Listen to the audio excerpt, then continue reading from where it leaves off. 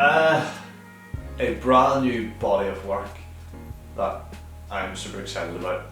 It's a continuation of the work I've done to date, called Thrones.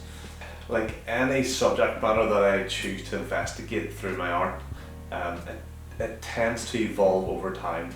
That happened with the Best Before series, with the still life and the jars that I painted, as well as a couple of other different series of works that normally takes me years to investigate and explore. So Thrones is no different. This is the kind of the next stage of the evolution of the work. I'm actually pumped for this. People normally say that whenever they've spent years creating a body of work, but I think this is special. I've got a gut feeling about it, so. I didn't really have inspiration, quote unquote. It was more reaction with my work. I felt for a while now my approach had become somewhat stale or formulaic. Inspiration, I suppose, came from my discontentment and seeking to be excited by my work again, rather than having it being predictable.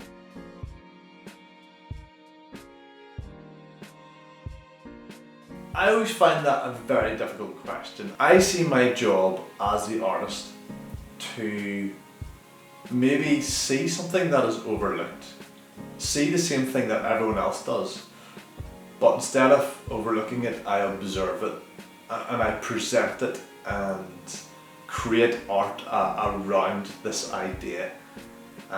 Still life in general is all about life and death and mortality, and I've been exploring that now for the better part of a decade, I would say.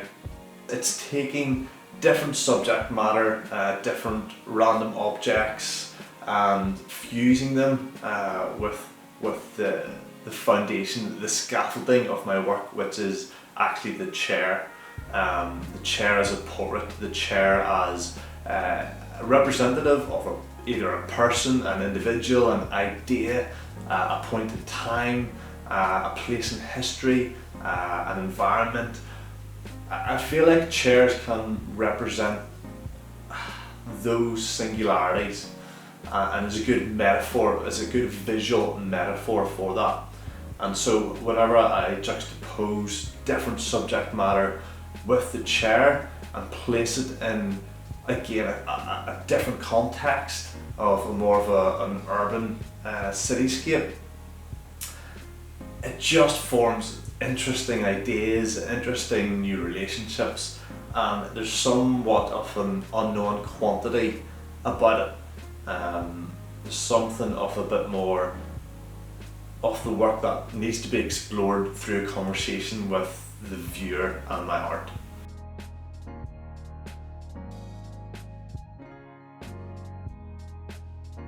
I ended up having exhibitions just in the very small window between lockdowns. I found that the lockdowns difficult because I didn't have my routine. I normally work from my studio and it's by myself, it's long hours, it's solitary lifestyle, and I've been doing it for over 10 years now. But I found it hard working by myself because I didn't have my routine. I couldn't go to the gym, I couldn't go to the normal cafes that I go to for coffee, for a break, for inspiration, for being around people. I think maybe my work suffered a bit in that time because I wasn't excited to explore anything new. But now, having this opportunity to exhibit a new body of work, it's fantastic. I am excited about this show, and I haven't felt that in a long time. I'm just so looking forward to it. It's a very boring process, one that requires spade loads of patience and bucket loads of consistency.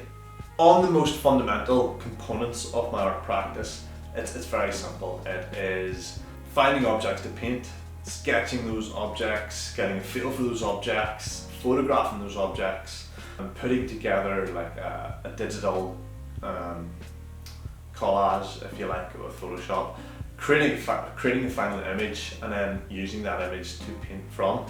But I think that doesn't truly reflect the soul of the work and the soul of the process. My artistic process begins potentially years before a painting actually comes in existence. It's an idea. I have sketchbooks all over the house, in the car, in the toilet, beside my bed, downstairs, in my son's room, like literally everywhere, because I'd be talking to somebody and I find inspiration and a walk with my dog Axel, or find inspiration in a movie or in a quote or in a book. And so it's literally anywhere that I will find ideas and just note the ideas down, and then sometimes over a coffee just flipping through those notebooks and just letting ideas percolate. I see what I can pull together. It's mark making, a way of expressing my thoughts and my feelings and my observations, and contributing to the cultural language around us, to the wider community. I think that is important and significant, and maybe often gets overlooked. But if you were to sit in your house, right, and just imagine there was no artwork at all, so none on the walls. There's no kind of creative artwork at all. So you wouldn't have tomato ketchup Heinz bottles, you wouldn't have labels on your butter or your breads, you would have nothing.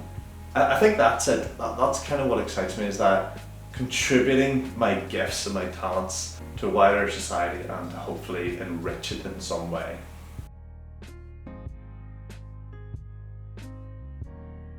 That's a scary thought whenever somebody asks, whenever actually there's a question and part of the question is the span of your career. I've been doing this long enough that I've kind of got a career now. I think the easy way to answer that would be the first 10,000 hours of any artist's practice is learning the skill and becoming hopefully world class, or at least an extreme expert level is the hope. I think the second lot of 10,000 hours is actually the efficiency at which you can do that art. The worst thing I've done to artworks is go past them being finished, and you only know once you go past it. You only know once you go past it, and it's a gut, it's an experience, it's practice, and you know yourself. So I tend to leave my artwork about 95% complete, so that I don't go past that. I feel like the closer you get to that 100, it gets overworked, it gets really, some of the breath, some of the lightness, some of the unity, some of the harmony in art kind of begins to dissipate a little bit once you go past and overwork it. So yeah, thanks for joining me in the studio, and good night, or good day, or afternoon. I sound like the guy from the Truman Show. I sound like Truman. See you later.